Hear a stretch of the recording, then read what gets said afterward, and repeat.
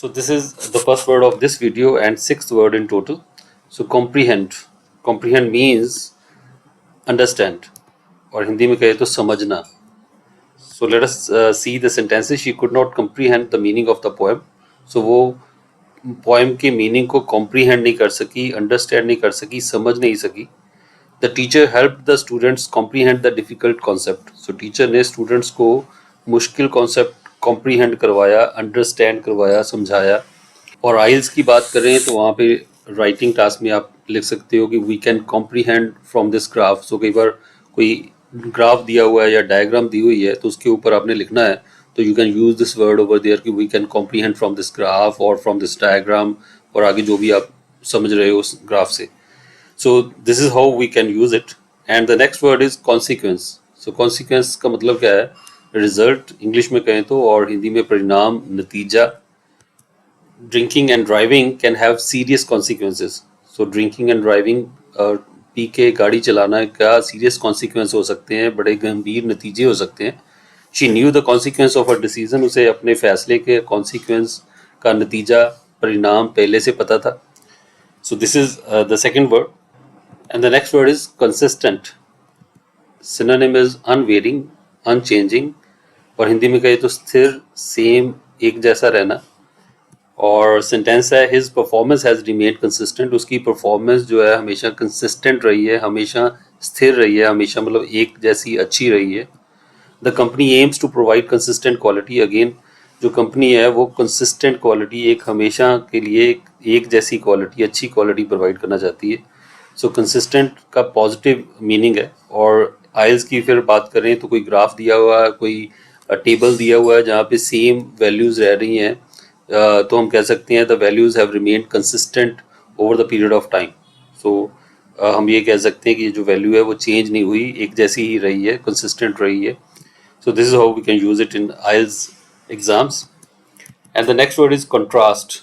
सो contrast का meaning देखें तो डिससिमिलैरिटी या विपरीतता. कोई चीज़ जो सेम नहीं है, एक दूसरे के विपरीत है, एक दूसरे के ऑपोजिट है. और सेंटेंस देखें, the black cat stood out in contrast to the white snow. कि जो काली बिल्ली थी वो बिल्कुल कंट्रास्ट में नज़र आ रही थी वाइट स्नो के. सो ब्लैक और वाइट क्या है? कंट्रास्ट है. और the loud music was in stark contrast to the peaceful surroundings. और जो ऊंचा म्यूजिक चल रहा था वो बिल्कुल स्टार्क कंट्रास्ट था, बिल्कुल ऑपोजिट था जो पीसफुल सराउंडिंग्स के, जो शांत वातावरण था उसके.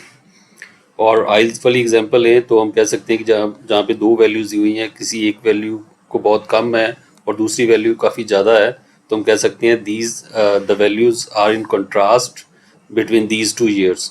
जैसे कोई टेबल दिया हुआ है कि 1990 में ऐसा था, 1995 में ऐसा था, और काफ़ी ऑपोजिट वैल्यू है, तो हम वहाँ पे इसको यूज़ कर सकते हैं. Let us discuss the last word for this particular video, that is demonstrate.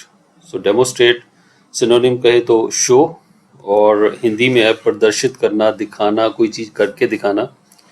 And she will demonstrate the proper technique, कि वो प्रॉपर टेक्निक को डेमोस्ट्रेट करेगी, दिखाएगी, करके दिखाएगी. So he used visuals to demonstrate his points. So उसने visuals का इस्तेमाल किया, पिक्चर्स का, तस्वीरों का या वीडियो का इस्तेमाल किया अपने पॉइंट को डेमोस्ट्रेट करने के लिए, प्रदर्शित करने के लिए, दिखा के समझाने के लिए. सो जहाँ पे भी हमने शो लिखना है तो शो बड़ा सिंपल वर्ड है, उसकी जगह पे हम डेमोस्ट्रेट लिख सकते हैं. आइल्स एग्जाम में भी अगेन कोई डाटा दिया हुआ है तो हम कह सकते हैं this data demonstrates this thing. सो ये जो डाटा है ये डेमोस्ट्रेट करता है, शो करता है, दिखाता है कि ये चीज़ है. So all these words are very very useful for your everyday vocabulary. And in particular we have given examples as well कि द आइल्स में आप यूज़ करना चाहो तो कहाँ कहाँ पे यूज़ कर सकते हो, बड़ा कॉमनली यूज़ कर सकते हो इन वर्ड्स को. And now let's recap the 5 words that we have done today. So the first one we did today was comprehend. So comprehend का मतलब क्या है? समझना, अंडरस्टैंड करना. Consequence means नतीजा, result, परिणाम. And then consistent means unvarying, unchanging, जो same रहे, निरंतर, एक जैसा रहे, अच्छा रहे. Contrast means opposite, विपरीत. और demonstrate means show करना, दिखाना, कोई चीज़ करके दिखाना. So these were the 5 words that we did today. I hope they will prove useful for you. You may try using these words in your own sentences and you may write that in comment section. So आप comment section में लिख सकते हो कि कैसे आप इन words को use कर सकते हो.